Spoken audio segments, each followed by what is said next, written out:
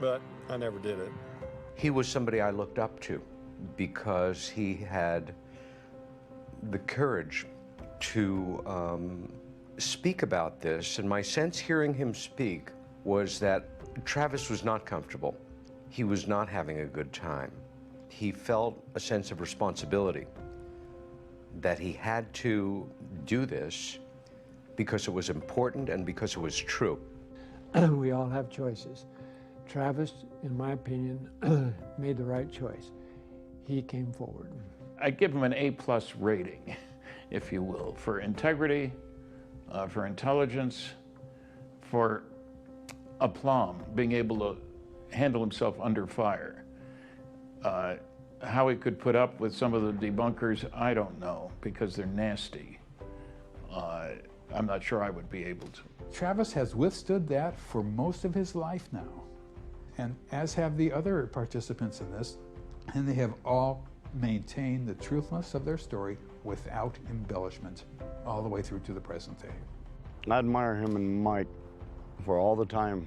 I mean, I got away from it, you know. I moved to a place where nobody knew me. And Mike and Travis, you know, they stood there and just kept telling the truth, you know what I mean? And stood up there, you know, like all of us should have done, I guess. He's just one of those people. Travis became kind of the poster child for people who have had similar experiences.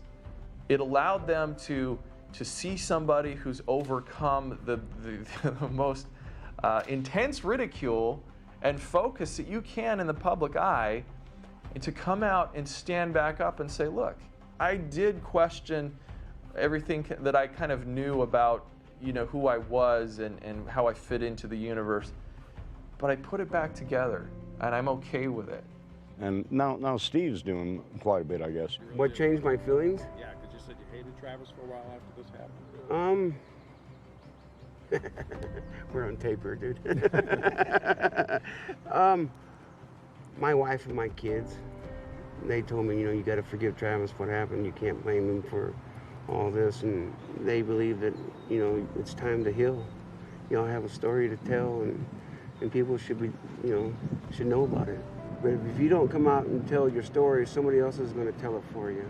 For me to see Travis continue to go out and to speak, to reach out to people when he could just kind of brush it aside and say, I don't want to be that guy anymore.